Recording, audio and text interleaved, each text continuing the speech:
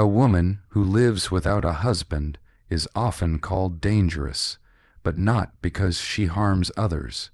She is called dangerous because she no longer needs to shrink herself to survive. She has already faced the fear that society uses to control her: loneliness, judgment, and abandonment. And she discovered that none of them destroyed her. She chose self-respect over fear of abandonment, not because it was easy, but because the cost of staying had become heavier than the fear of leaving. For a long time, abandonment felt like a threat to survival. The nervous system does not distinguish between emotional loss and physical danger, especially when early experiences taught that love could be withdrawn at any moment. So she learned to adapt. She learned to tolerate what hurt, to excuse what diminished her, to silence the quiet signals in her body that said something was wrong. Staying felt safer than risking being alone. Fear of abandonment often begins long before adulthood.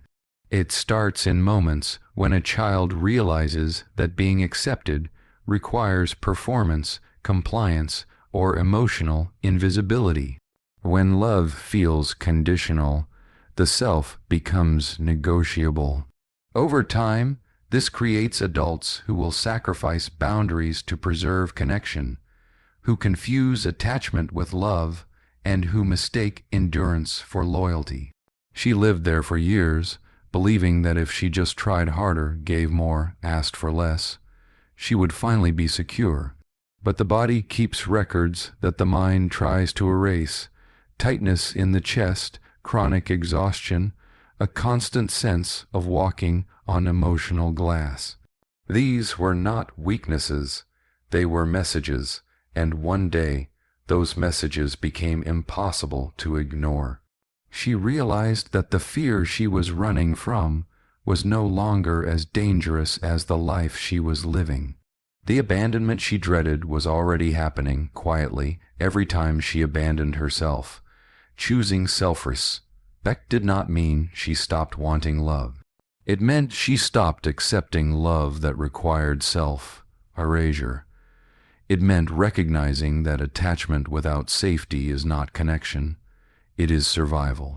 She began to understand that being alone was not the same as being unlovable, and that presence without authenticity is its own kind of loneliness. This choice required grief for the relationships she hoped would change, grief for the version of herself that kept trying, grief for the fantasy that love would eventually be earned through sacrifice. Letting go of that illusion felt like standing at the edge of emptiness, but emptiness turned out to be space. Space to breathe, to feel, to hear her own voice again. Self-respect is not loud or dramatic. It often shows up quietly, as a refusal to explain yourself one more time, as a boundary that feels uncomfortable but necessary, as the decision to walk away even while the heart is still attached. It is the moment she stopped asking, "How do I keep this person?" and started asking, "What is this costing me?" Fear of abandonment loses its power when a person learns to stay with themselves. When she became emotionally available to her own pain, instead of outsourcing that care to someone else, something shifted. She learned to regulate her emotions, to sit with discomfort, to offer herself the reassurance she once begged for from others. In choosing self-respect, she did not become cold or detached. She became grounded. She no longer needed to chase connection or prove worth. Relationships became a choice, not a lifeline. And from that place, love could finally be something shared rather than something survived. Her independence was born from emotional awareness, not rebellion. It did not come from anger toward relationships or a desire to reject tradition, but from a slow, honest recognition of what her inner world was experiencing. For a long time, She tried to fit herself into expectations that promised safety but delivered quiet discomfort. She told herself that unease was normal, that exhaustion was the price of love, that silencing her needs was maturity. None of that felt dramatic enough to call wrong, yet her body responded as if it were under constant threat. Emotional awareness begins when a person stops overriding their internal signals. She started noticing how certain conversations left her tense for hours, how certain dynamics drained her energy, how her laughter became performative rather than spontaneous. These observations were not accusations against anyone. They were data, and once she allowed herself to see them clearly, she could no longer pretend that independence was a rejection of others rather than a response to herself. Rebellion pushes against something external. Awareness turns inward. What she experienced was not defiance, but clarity. She realized that much of what she had accepted as normal was actually familiar, shaped by early experiences where connection required adaptation.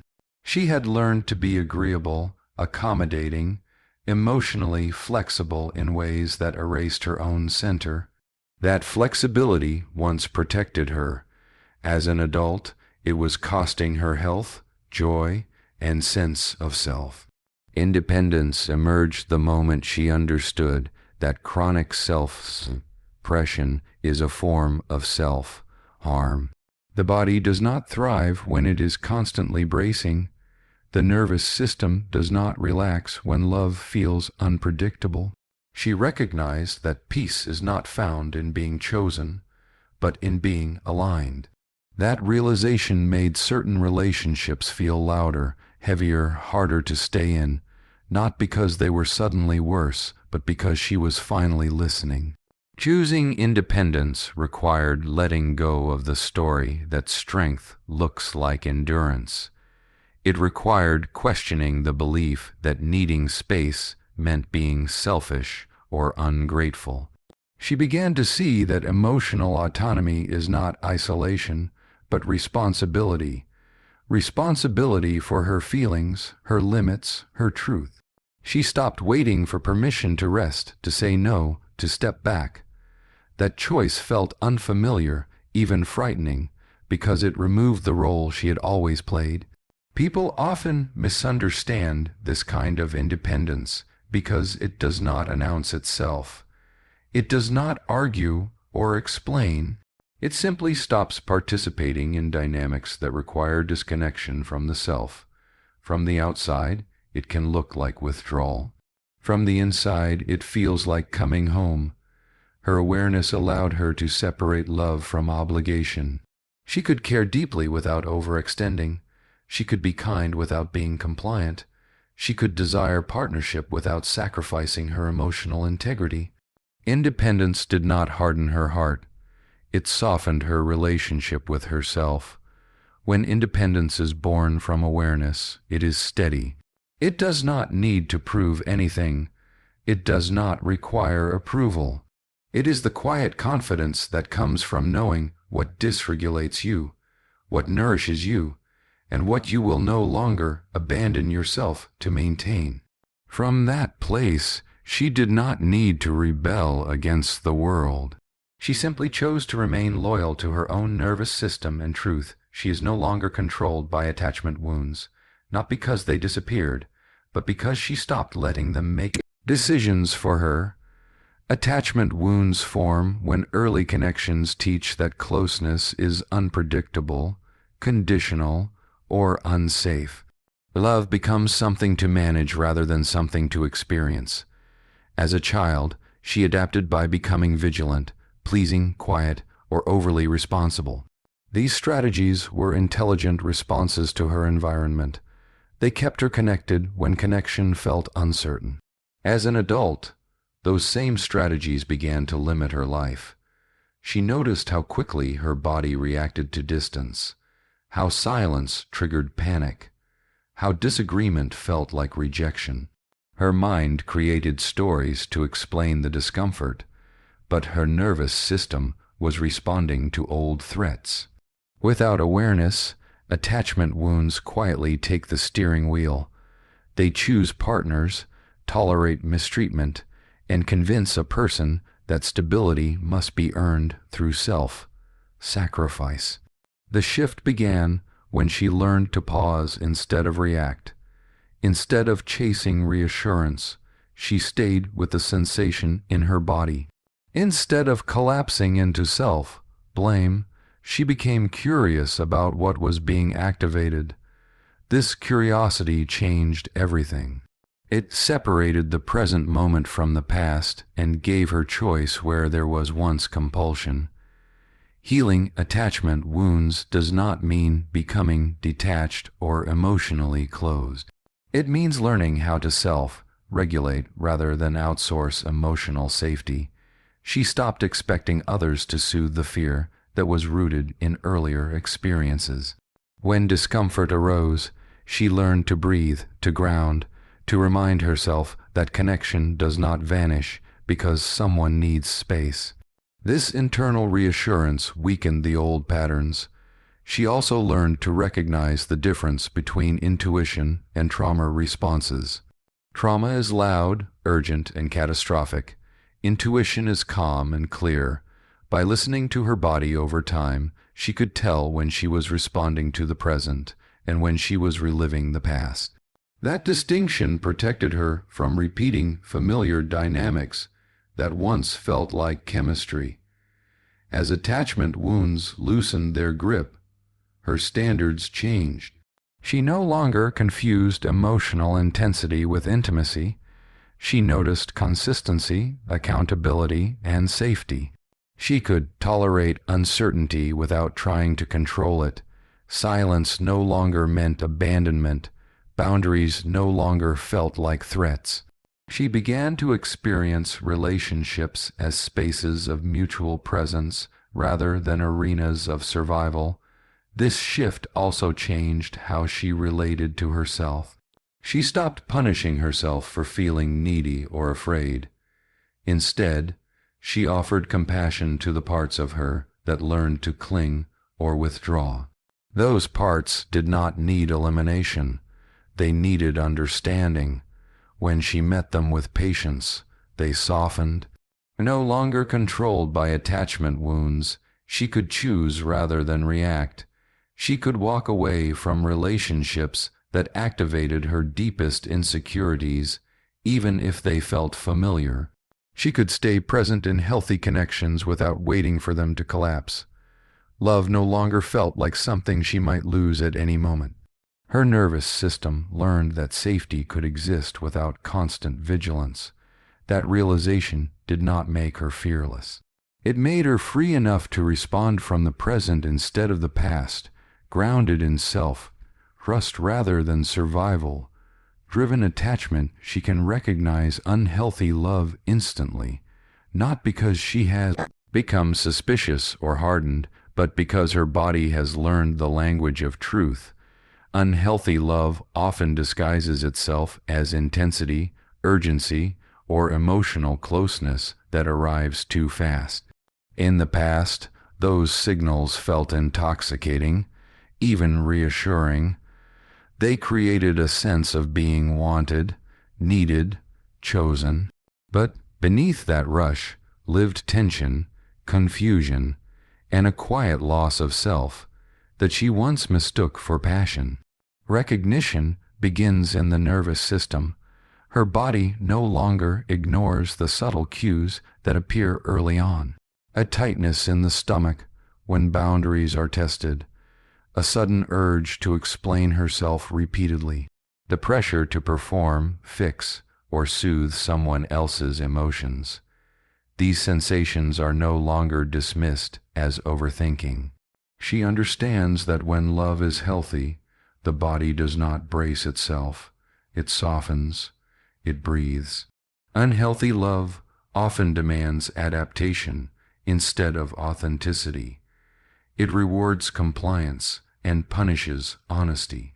It creates cycles of closeness and withdrawal that keep the nervous system in a state of alertness. She remembers how she once normalized these patterns, telling herself that love required effort, patience, and sacrifice. What she was actually experiencing was dysregulation, not depth. Now, she notices how someone responds to her limits.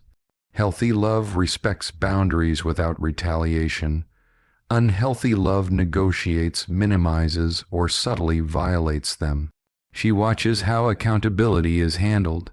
Defensiveness, blame, shifting, and emotional withdrawal are no longer excused as stress or personality traits. They are information. She can feel the difference between being desired and being consumed.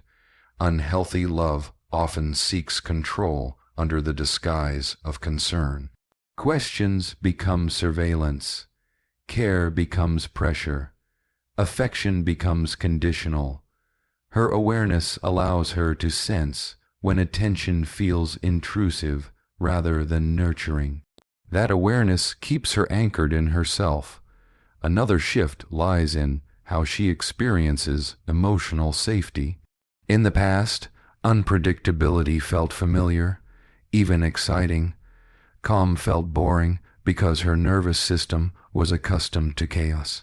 Now she recognizes steadiness as attraction. Consistency no longer feels suspicious. It feels grounding. She does not chase intensity because she no longer equates anxiety with connection. Unhealthy love also reveals itself in how conflict is managed.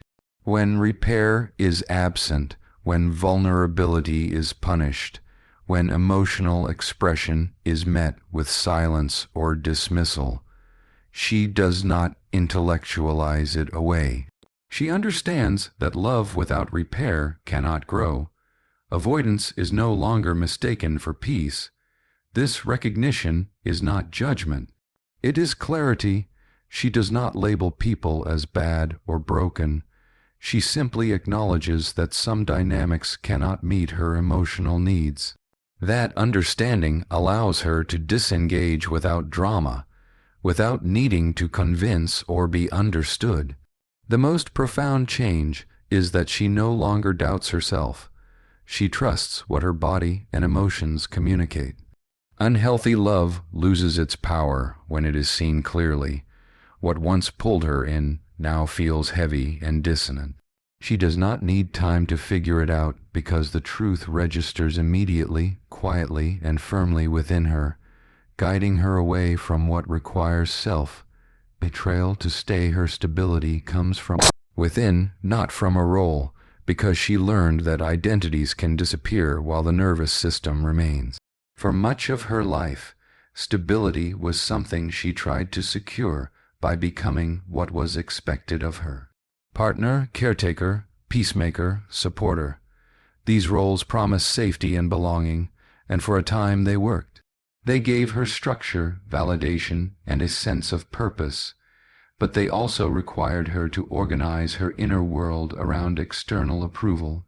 When stability depends on a role, it is fragile. Roles can be taken away, unappreciated, or replaced. When that happens, the self can collapse if it has no internal anchor. She felt that collapse in moments when relationships shifted or expectations changed. The ground beneath her felt unstable because her sense of worth had been outsourced. She realized that the anxiety she carried was not a personal flaw, but a natural response to living without internal safety. Internal stability began with learning to stay present with her own emotional states. Instead of rushing to fix discomfort or distract herself, she practiced sitting with it. This was unfamiliar and uncomfortable. She had been taught that strength meant endurance and usefulness, not emotional awareness. But by allowing herself to feel without immediately acting, she discovered that emotions move when they are met, not managed. She learned to listen to her body rather than override it. Fatigue became information instead of failure. Tension became a signal instead of something to push through. This listening created trust. Over time, her nervous system learned that it would not be abandoned internally, even when things felt uncertain externally. That trust became a foundation stronger than any title or relationship status. Roles often come with scripts.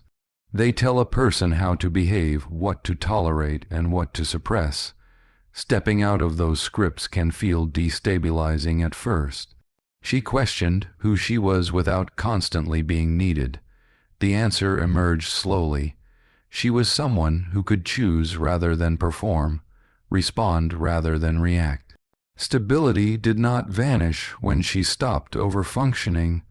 It deepened. Her internal stability also changed how she related to others. She no longer needed to maintain a role to be accepted. She could show up honestly, with limits and preferences. If that disrupted a dynamic, she did not panic. Disruption no longer meant danger, it meant truth. This stability did not make her rigid. It made her flexible in a grounded way. She could adapt without losing herself. She could support others without neglecting her own needs. She could experience uncertainty without immediately seeking something to hold on to. When stability comes from within, approval becomes pleasant rather than necessary. Rejection becomes information rather than devastation. She no longer defines herself by how well she performs a role, but by how well she remains connected to herself in changing circumstances. From that place, her life is no longer organized around maintaining an identity, but around maintaining alignment with her own emotional truth. Her danger is clarity, boundaries, and choice, and that danger exists only to systems that rely on confusion, compliance, and fear. Clarity disrupts dynamics that depend on emotional fog. When someone sees clearly, they stop internalizing what does not belong to them. They recognize when guilt is being used as leverage, when love is being made conditional, when silence is being used as control. Clarity removes the mystery that once kept her stuck, endlessly questioning herself instead of the situation. Boundaries are often misunderstood as walls, but for her they became definitions. They defined where she ended and where another person began. Before boundaries, she absorbed emotional responsibility that was never hers. She managed moods, anticipated needs, and softened truths to keep peace. That peace was fragile because it required constant self-editing. When she learned to set boundaries, she was not rejecting others. She was reclaiming herself. Boundaries feel dangerous to people who benefit from the absence of them. When she stopped over-explaining, over-giving, and overstaying, resistance appeared. She was called distant, selfish, cold, difficult. Those labels once frightened her. Now she hears them as echoes of discomfort, not truth. A boundary is not a punishment. It is a statement of capacity. It says, "This is what I can offer without abandoning myself." Choice is the final piece that makes her dangerous. When someone realizes they have choice, they are no longer easily controlled. She understands that staying is a decision, not an obligation. That love is an invitation, not a demand. She does not remain in situations out of fear of loss or shame. She remains only where there is mutual respect, emotional safety, and room to be herself. This kind of choice comes from inner stability. Without it, freedom feels terrifying. With it, freedom feels grounded. She can walk away without drama, not because she does not care, but because she cares enough about herself not to betray her own values. She does not threaten or manipulate. She simply chooses differently. Her danger is not aggression, it is self-trust. She trusts what she sees, what she feels, what she knows. That trust dissolves gaslighting because it no longer works. It dissolves coercion because fear no longer governs her decisions. She does not need to convince others of her worth or reality. Clarity allows her to name patterns. Boundaries allow her to protect her energy. Choice allows her to act in alignment with both. Together, they make her ungovernable by guilt, pressure, or emotional chaos. She cannot be easily pulled into dynamics that require confusion to function. What makes her truly dangerous is that she does not need to fight for her freedom. She lives it quietly, consistently, without apology. And in doing so, she becomes a mirror to others, reflecting what becomes possible when a person stops surrendering their power in exchange for belonging. This kind of woman does not seek rescue. She has learned to regulate her own emotions, to sit with discomfort, to soothe the inner child who once believed love had to be earned. She chooses relationships not to fill a void, but to share fullness. Her danger lies in her clarity. She cannot be easily gaslit, rushed, or threatened with abandonment. She knows that love without safety is not love, and that realization changes everything. She is not against partnership. She is against losing herself to belong.